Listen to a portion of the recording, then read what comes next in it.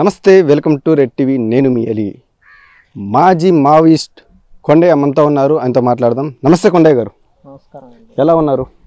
బాగున్నాను సార్. మీరు? అసలు మీ కుటుంబ నేపథ్యం ఏమిటి? సార్ మా కుటుంబ నేపథ్యం అంటే మాది కలువాయి మండలం అండి, ఇదే జిల్లా, పల్లకొండ గ్రామం మాది, మారుమూల పల్లె. నేను చిన్నప్పటి నుంచి కూడా అక్కడే చదువుకున్నాను, ఎలిమెంటరీ స్కూల్లో. తర్వాత అక్కడి నుంచి కలువాయి మండలంలో గవర్నమెంట్ హై స్కూల్లోనే చదువుకున్నాను. తర్వాత అక్కడి నుంచి ఇక్కడ నెల్లూరు జిల్లాలో సర్వోదయ కాలేజీలో ఇంటర్మీడియట్ చేశాను నేను. ఇంటర్మీడియట్ తర్వాత అక్కడి నుంచి మళ్ళీ తిరుపతి పాలిటెక్నిక్ కాలేజీలో ఎలక్ట్రానిక్స్ అండ్ కమ్యూనికేషన్ చదువుకున్నానండి నేను. అసలు మీకు ఈ ఆలోచన ఎందుకు వచ్చింది, మావోయిస్ట్లోకి వెళ్ళాలని ఒక ఆలోచన? వాస్తవంగా మావోయిస్టులకి వెళ్ళాలనే ఆలోచన నాకు లేదు, కానీ ఫస్ట్ నుంచి న్యాయం జరగట్లేదు, సామాన్య ప్రజలకి చాలా దుర్భరమైనటువంటి పరిస్థితులు ఉంటాయి. చిన్నపిల్లల దగ్గర నుంచి చదువుకునేటటువంటి పరిస్థితులు ఆ రోజుల్లో ముఖ్యంగా ఎస్సీ ఎస్టీ బీసీలు చదువుకోవడం అనేది చాలా కష్టంగా ఉండేది. వాళ్ళకి కనీసం చదువుకోవడానికి స్కూళ్ళు సరిగా ఉండేటివి కాదు, బట్టలు సరిగా ఉండేటివి కాదు, చాలా సరైన తిండి ఉండేది కాదు. ఎప్పుడో కూలి నాలికి పోయి వాళ్ళ తల్లిదండ్రులు ఎప్పుడో వచ్చి వండి పెడితే తిని చదువుకోవాల్సినటువంటి పరిస్థితులు ఉండేవి. ఆ పరిస్థితుల్లో వెల్ఫేర్ హాస్టల్లే వాళ్ళకి చదువు చెప్పినాయి. అయితే ఆ వెల్ఫేర్ హాస్టల్లో కూడా వార్డన్లు తినంగా మిగిలిందే పిల్లలకి పెట్టేవాళ్ళు అన్నమాట. చాలా వెల్ఫేర్ హాస్టల్లో కూడా చాలా దుర్భరమైన జీవితాలు ఉండేవి. సరిగా పురుగుల అన్నం పెట్టడం కానీ, తర్వాత పప్పు వేయకుండా ఊరకనే షారు కాసిపోయడం కానీ, కూరగాయలు కుళ్ళిపోయిన కూరగాయలు తీసుకొచ్చి అధ్వానంగా తీసుకొచ్చి పెట్టడం కానీ, ఇవన్నీ ఉండేవి అన్నమాట. సబ్బుల డబ్బులు ఇచ్చే 5 రూపాయలు 10 రూపాయలు కూడా వార్డన్లో ఇవ్వకుండా సంతకాలు పెట్టించుకొని అమాయకులు అప్పుడు ప్రశ్నించే వాళ్ళే లేరు. కాబట్టి ఖచ్చితంగా పిల్లలు అడగలేరు కాబట్టి ఆ సంతకాలు పెట్టించుకొని ఆ డబ్బులు కూడా కాజేసేవాళ్ళు అన్నమాట. అలాంటి దుర్భర పరిస్థితులు ఉన్నప్పుడు ప్రశ్నించడం అనేది నాకు అలవాటైంది. ఖచ్చితంగా ఇది ప్రశ్నించకపోతే మనం అసలు చదువుకోలేము. ఈ పిల్లలు ఇంతమంది వాళ్ళ తల్లిదండ్రులు ఇక్కడ చదువుకోవాలని చెప్పని ఇక్కడికి పంపిస్తే ఇక్కడ చదువుకునే పరిస్థితులు లేకపోతే, కనీసం అన్నం కూడా సరిగా లేకపోతే ఎట్లా?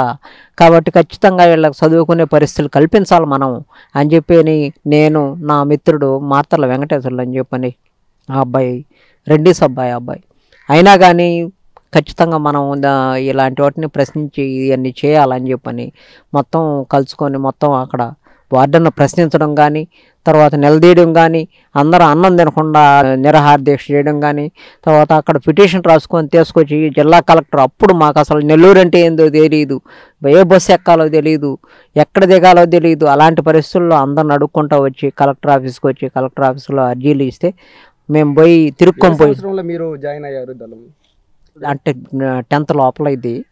తర్వాత పాలిటెక్నిక్ చదువుకునేటప్పుడు నాకు రాడికల్ స్టూడెంట్ యూనియన్తో పరిచయాలు అయినాయి అన్నమాట. మీరు నక్సలైటర్లుగా అంటే ఎన్కౌంటర్లో మీరు పాల్గొన్నారా?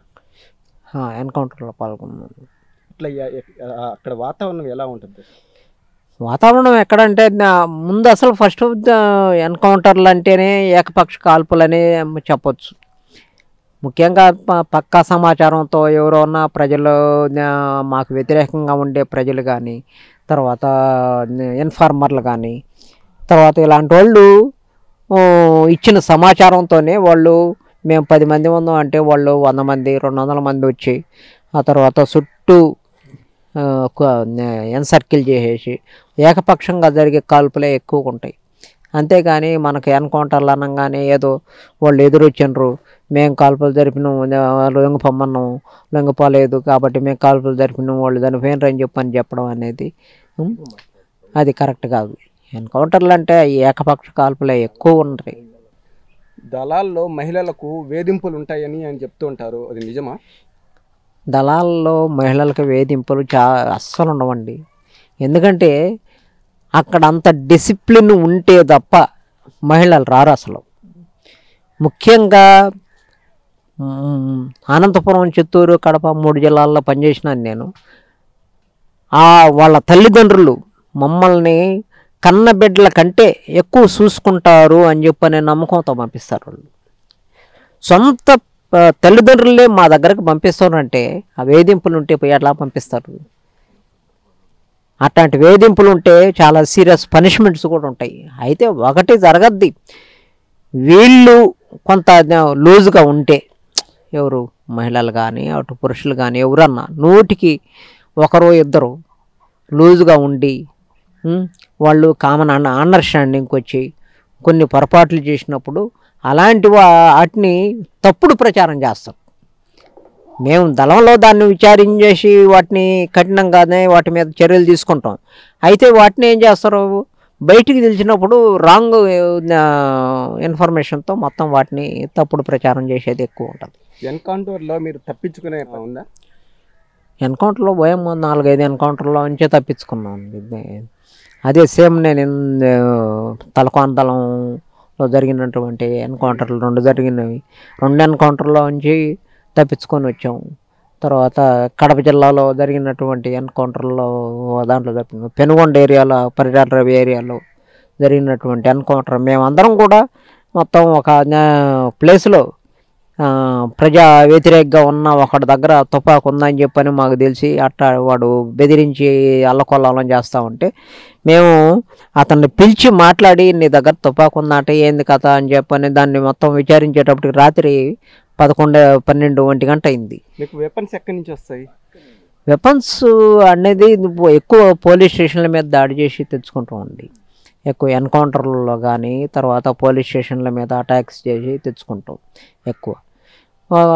ఒకప్పుడు ఈ స్మగ్లర్స్ దగ్గర కూడా కొనేది ఉన్నింది. కానీ ఈ స్మగ్లర్స్ ఏం చేస్తారంటే వాళ్ళు డబ్బులు ఎక్కువ వాళ్ళు ఇస్తే వాళ్ళకి సమాచారం ఇస్తారు, మనం డబ్బులు ఇస్తే మనకు సమాచారం ఇస్తారు. అట్లా కొన్ని మాకు నష్టాలు జరిగినాయి ఈ స్మగ్లర్స్ వల్ల. అందువల్ల స్మగ్లర్స్ దగ్గర కొనడం అనేది దాదాపు ఆగిపోయింది. ఎక్కువ ప్రజాశత్రువుల దగ్గర తర్వాత పోలీసుల మీద అటాకులు చేసి తెచ్చుకునే తుపాకులే ఎక్కువ ఉంటాయి. మీకు అడవుల్లో భోజనం ఎలా? భోజనము అడవుల్లో మేము ఎక్కువ ఉన్నామండి. సంవత్సరంలో ఏదో 2 నెలలు ఉంటాం అంతేగాని ట్రైనింగ్ల కోసం లేకుంటే క్లాసుల కోసం ఉంటాం అంతేగాని ఆ టైంలో సరుకులు ఇక్కడ నుంచి బయట నుంచి తీసుకుపోయి మోసుకొని పోయి అక్కడ వండుకొని తిని ట్రైనింగ్లు చేసుకుంటాం. మిగతా అంతా టైంలో అంతా కూడా ప్రజలే మాకు అన్నం పెట్టేది. ఎంత పోలీస్ కోమింగ్ జరిగినా కానీ ఎంత రహస్యంగా వాళ్ళు కనీసం అన్నం తెచ్చి పెట్టలేకపోతే బొరుగులు అటాటి తర్వాత శనగలు బెల్లం అటాటి అయినా తీసుకొచ్చి పెట్టి మమ్మల్ని సాకిండ్రు. అంతేగాని మాకు మెజారిటీ ప్రజలు పెట్టే తిండే, ప్రజలు ఇచ్చే డబ్బులే మాకు ఎక్కువ వనరులు. దళాలు ఎందుకు నష్టపోతున్నాయి? దళాలు నష్టపోవడానికి కారణం ఏంటంటే ముఖ్యంగా ఇన్ఫార్మల్ నెట్వర్క్ ఒకటి ఎక్కువ నష్టపోవడానికి. ఇన్ఫార్మల్ నెట్వర్క్ దాన్ని మేము అనుభవం ఉన్న నాయకత్వం ఉన్నప్పుడేమో అప్రమత్తంగా ఉంటాం. కొంత అనుభవం తక్కువ ఉన్నటువంటి నాయకత్వం ఉండడం వల్ల వాళ్ళని ఇన్ఫార్మర్లని సరైన టైంలో వాళ్ళని పసిగట్టలేక ఆ ఇన్ఫార్మర్ల ద్వారా జరిగే సమాచారం వల్ల ఎక్కువ దళాలు నష్టపోవడం అనేది జరుగుతూ ఉంది. అందులో ఇంకోటి ఏంటంటే ఈ మధ్య కాలంలో వచ్చినటువంటి కమర్షియలైజేషన్. ఈ కమర్షియలైజేషన్ ఏం చేస్తూ ఉందంటే మనిషిని బాగా స్వార్థపూరితం ఆలోచనలు అంటే ఎక్కువ స్వార్థాన్ని పెంచి పోషిస్తూ ఉంది. ఈ స్వార్థాన్ని పెంచి పోషించడం వల్ల ఈ ప్రలోభాలకు లొంగి సులభంగా కూడా వాళ్ళు ఎక్కువ కమిట్మెంట్ లేకుండా కూడా మొత్తం నష్టం జరుగుతూ ఉంది. ఇన్ఫార్మర్లుగా మారడం కానీ తర్వాత పోలీసులు ప్రలోభ పెట్టి ఆ ప్రలోభాలకు లొంగడం కానీ ఇట్లాంటి వాటికి జరిగిపోతూ ఉంది. జైల్లో ఉన్నప్పుడు మీ భార్య చనిపోయారంట కదా? అవును, అదే ఎన్కౌంటర్ జరిగింది. ముందు రోజు సమాచారం పోయింది వాళ్ళకి, పోలీసులకి పలానా దగ్గర ఉండారని చెప్పని. దాదాపు వాళ్ళు 35-40 మంది ఉన్నారు. ఈ 40 మందిలో సరుకులు కొండ కింద సరుకులు తీసుకురావడానికి ఒక 20 మంది పోయారు. ఇంకా అక్కడ ఉన్నది ఎంతమంది అంటే 10 మంది. ఈ 10 మంది కూడా లీడర్షిప్, ఆరోగ్యం బాగలేని వాళ్ళు, లేడీసు అక్కడ ఉన్నది. వీళ్ళు పలానా దగ్గర ఉండారనే ముందు సమాచారం ప్రకారం వాళ్ళు రాత్రికి రాత్రి ఎలాంటి శబ్దం లేకుండా లైట్ వేయకుండా అక్కడ ఆ ఏరియా గురించి అనుపానుపులన్నీ బాగా తెలిసిన వ్యక్తిని తీసుకొచ్చుకొని మొత్తం రాత్రికి రాత్రి వీళ్ళున్న ప్రాంతానికి దగ్గరగా వచ్చి బండల సాట్లు దాక్కొని ఉండరు. తెల్లారుజామున ఇంకా తెల్లారిపోద్ది, తెల్లారే ముందు పెట్రోలింగ్ చేస్తాం మేము ఒక అర్ధగంట ముందు. చుట్టూ ఎవరన్నా శత్రువులు ఏమన్నా ఉండారా అని చెప్పని ఒక 4-5 పోయి చుట్టూ పెట్రోలింగ్ చేసుకొని వస్తారు. ఆ బ్యాచ్ కూడా లేచిపోయింది. వాళ్ళని చూస్తూ ఉండారు వీళ్ళు, కానీ కాల్పులు జరపలా వాళ్ళ మీద. వాళ్ళు వెళ్ళిన తర్వాత అంటే వాళ్ళ మీద కాల్పులు జరిపితే అలర్ట్ అవుతారు, అసలు వాళ్ళు దొరకరు అని చెప్పని వాళ్ళని బానిచ్చి అసలైన లీడర్షిప్ మీద ఒక్కసారి ఏకపక్షంగా కాల్పులు జరిపి మొత్తం చంపేశారు. మీరు నిద్రపోయేటప్పుడు మీకు ఏమైనా సెక్యూరిటీ అట్లా సెంటరింగ్ ఏమైనా ఉంటుంది? సెంట్రీ ఉంటుందండి, సెంట్రీ ఖచ్చితంగా. అదే మా 24 గంటలు సెంట్రీ ఉంటుంది ఖచ్చితంగా. షిఫ్ట్ మాదిరిగా ఉంటుంది. షిఫ్ట్ అంటే పొగలైతే 2 గంటలు, రాత్రి అయితే 1.5 గంట షిఫ్ట్ సెంట్రీలు ఉంటాయి ఖచ్చితంగా. మీకు ఆర్కే గారితో పరిచయం ఏముంది? అవునవునండి, ఉందండి. ఎలా? అదే అంటే మాకు రాష్ట్ర మహాసభలు జిల్లా మహాసభలు జరిగినప్పుడు వాళ్ళు లీడర్షిప్ వస్తారు కదా, అట్లా ఆర్కే గారు నల్లమల్లో గెలిచాడు, తర్వాత ఇక్కడ చిత్తూరు జిల్లాలో గెలిచాడు, తర్వాత కడప జిల్లాలో గెలిచాడు. వీళ్ళందరూ మళ్ళీ మీరు అజ్ఞాతంలోకి వెళ్తారా? లేదండి, అలాంటి ఉద్దేశం లేదు నాకు. నేను మా ఫ్యామిలీ జీవితంలోకి భాగం అయిపోయినాను. ఏదన్నా ఉంటే డెమోక్రటిక్ మూమెంట్లో ఉన్న దాంట్లో ఏదన్నా చేయగలిగే న్యాయబద్ధంగా లీగల్గా చేయగలిగే పనులు చేయదలుచుకున్నా కానీ మళ్ళీ మావోయిస్ట్ పార్టీకి పోవాలని చెప్పనే ఉద్దేశం నాకు లేదు. ఓకే అండి, థ్యాంక్స్.